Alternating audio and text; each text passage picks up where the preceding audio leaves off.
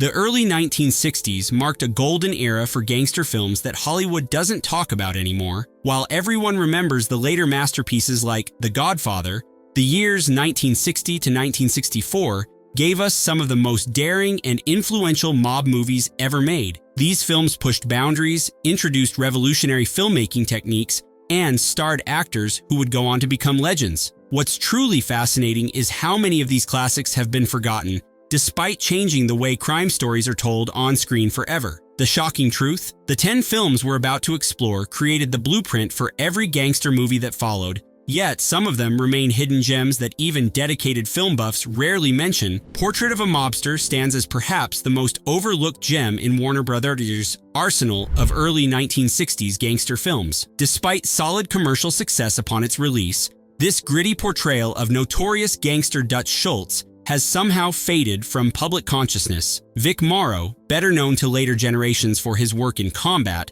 delivered a performance that critics at the time called electrifying and dangerously convincing. What made this film particularly compelling was its unflinching look at Prohibition-era New York. Unlike many of its contemporaries, Portrait of a Mobster didn't glamorize the criminal lifestyle. Instead, director Joseph Pevney presented a brutal world where betrayal lurked around every corner. The film's stark black and white cinematography created a documentary-like atmosphere that made audiences feel like they were watching actual events unfold. Perhaps most fascinating is how the film captured the real Dutch Schultz's paranoia and violent mood swings. Morrow didn't play Schultz as a one-dimensional thug, but as a complex figure whose intelligence was matched only by his ruthlessness. The film's portrayal of Schultz's relationship with his mentor Arnold Rothstein offered a rare glimpse into the criminal mentorship system that defined organized crime's hierarchy. What truly separated Portrait of a Mobster from the pack was its exploration of the ethnic tensions within the criminal underworld. The film didn't shy away from depicting the conflicts between Jewish and Italian gangsters vying for control of New York's lucrative illegal enterprises,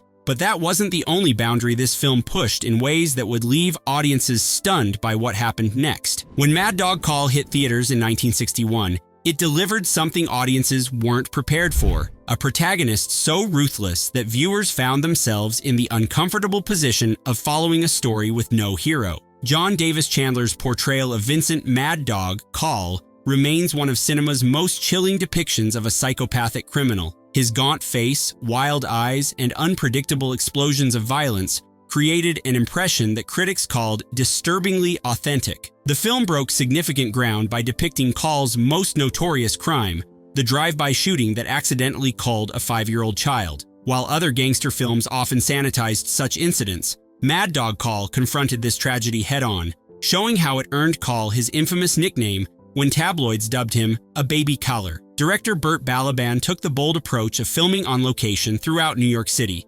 including actual streets where the real Coll had operated. This decision gave the film a gritty authenticity that studio-bound productions couldn't match. The documentary-style cinematography captured the tenements and shadowy street corners where Coll built his short-lived but bloody empire. Rather than simply portraying him as a monster, the screenplay suggested that Coll's pathological behavior stemmed from childhood abuse and alienation. This psychological dimension added unexpected depth to what could have been a simple exploitation film. The scene where Coll confronts his abusive father represents one of the earliest examples of a gangster film attempting to explain criminal behavior through psychological trauma. Despite its initial success, Mad Dog Coll gradually disappeared from public consciousness, yet its influence lives on in the psychological gangster portraits that would later become a staple of the genre. And while this film pushed boundaries with its psychological depth, another forgotten classic would soon take the gangster film in an entirely different direction. In the evolution of gangster cinema,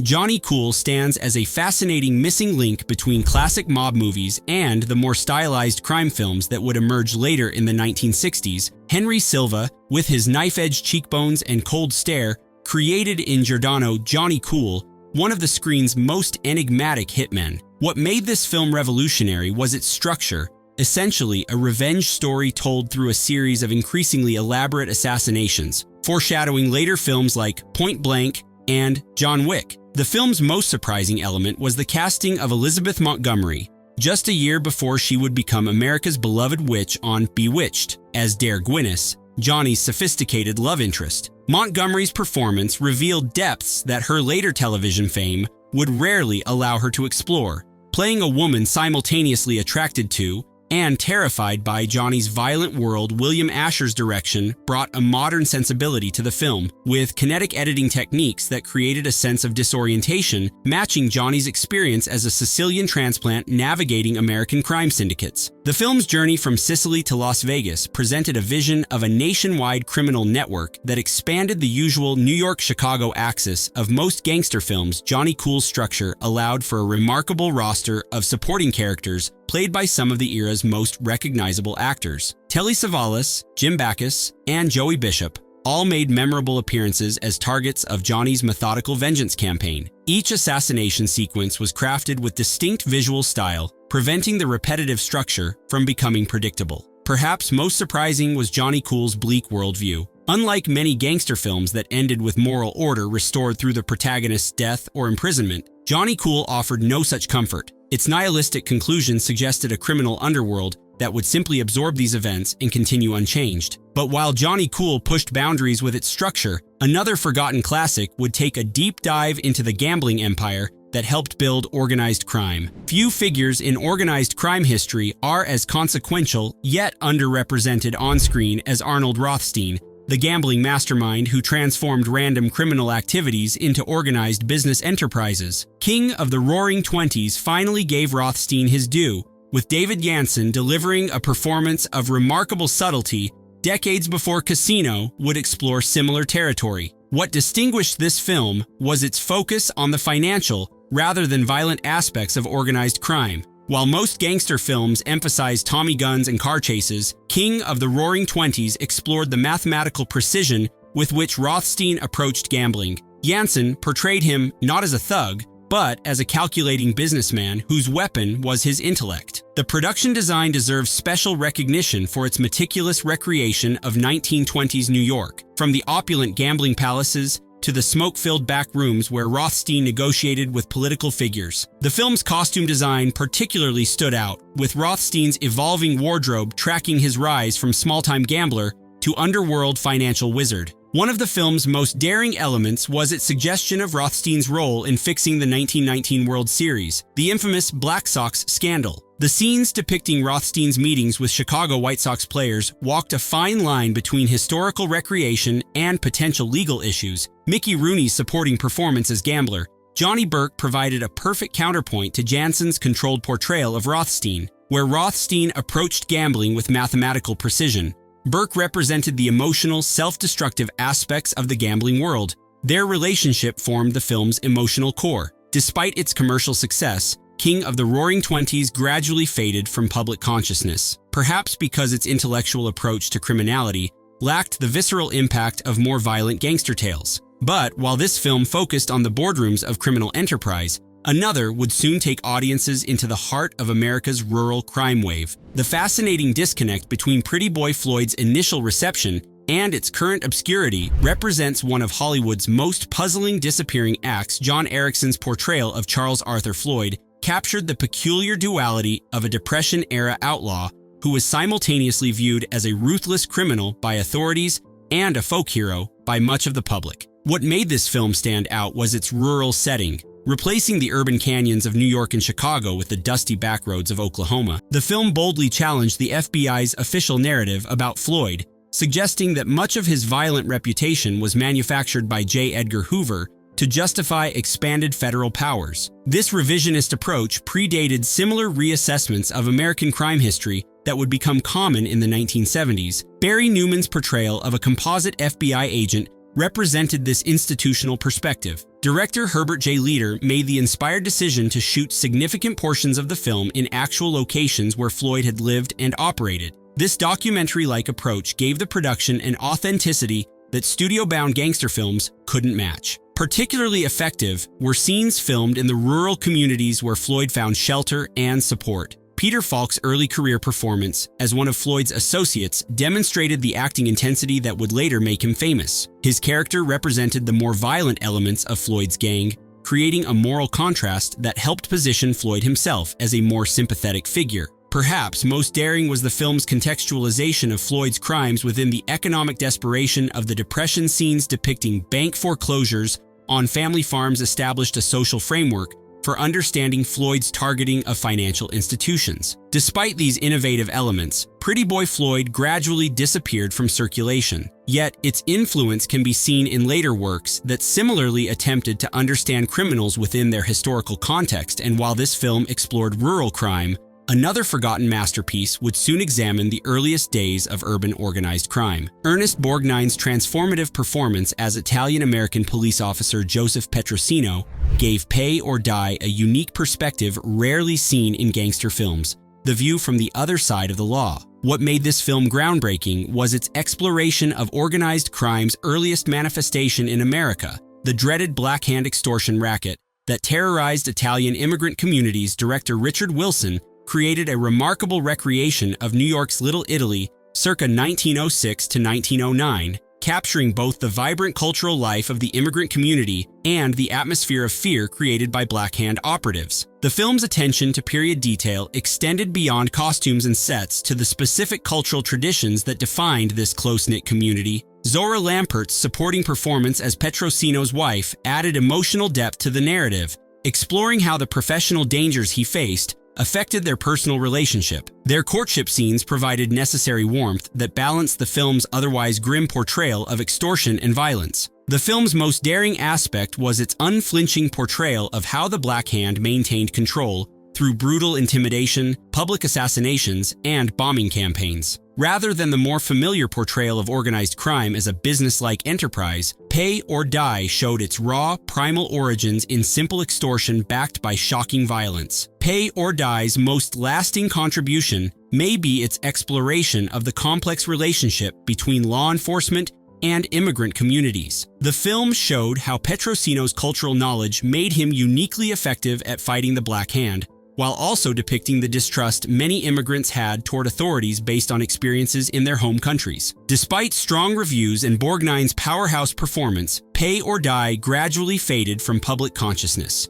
Yet its influence can be seen in later works that similarly explored the immigrant experience and the origins of organized crime. But while Pay or Die examined crime from a law enforcement perspective, another forgotten gem would focus on one of crime's most flamboyant personalities. Director Bud Bodisher, better known for his magnificent westerns, brought a surprisingly existential sensibility to the rise and fall of Legs Diamond. Ray Danton's portrayal of Jack Legs Diamond created one of cinema's most fascinating contradictions, a gangster whose narcissism and survival instinct made him simultaneously magnetic and repulsive. The film explored Diamond's seemingly supernatural ability to survive multiple assassination attempts, giving it an almost mythical quality. What distinguished this film was Lucian Ballard's innovative cinematography, which utilized extreme angles, expressionistic lighting, and disorienting compositions to create a visual style that matched Diamond's precarious existence. This visual approach influenced countless later crime films and helped establish a new aesthetic language for depicting criminal psychology. Karen Steele's performance as Diamond's wife, Alice, added crucial emotional complexity to the story. Unlike many gangster film wives portrayed as naive or oblivious, Alice was shown as fully aware of her husband's criminal activities and moral bankruptcy, creating a relationship built on mutual exploitation rather than romantic delusion. The film's most daring element was its refusal to offer easy moral judgments or to suggest that Diamond's eventual demise represented any sort of cosmic justice. Instead, Bodisher presented Diamond's life and death as essentially meaningless, the product of random chance and survival instinct, rather than any grand design. Jesse White's portrayal of Diamond's brother Eddie created the film's moral center, showing how a basically decent person could be corrupted through proximity to demons' amoral influence. Their relationship arc provided a tragic dimension to what might otherwise have been simply the chronicle of a sociopath's career. Though initially receiving mixed reviews, the rise and fall of Legs Diamond has gradually developed a cult following among film noir enthusiasts who recognize its visual innovations. But while Legs Diamond pushed boundaries with its visual style and existential themes, another forgotten masterpiece would soon explore the psychological depths of revenge. Samuel Fuller created in Underworld, U.S.A., a revenge tale of almost mythological intensity. Cliff Robertson's performance as Tolly Devlin, who spends his entire life infiltrating the syndicate responsible for his father's murder, brought psychological depth rarely seen in the gangster genre. What made this film revolutionary was Fuller's decision to structure it as a noir-tinged Greek tragedy, where revenge becomes not just a motive, but a corrosive obsession. The film's visual style represented Fuller at his most expressionistic, with harsh lighting, canted angles, and claustrophobic compositions creating a nightmare landscape where moral clarity dissolves into obsession. Particularly effective was Fuller's use of extreme close-ups during pivotal emotional moments, forcing viewers into uncomfortable intimacy with Devlin's psychological disintegration.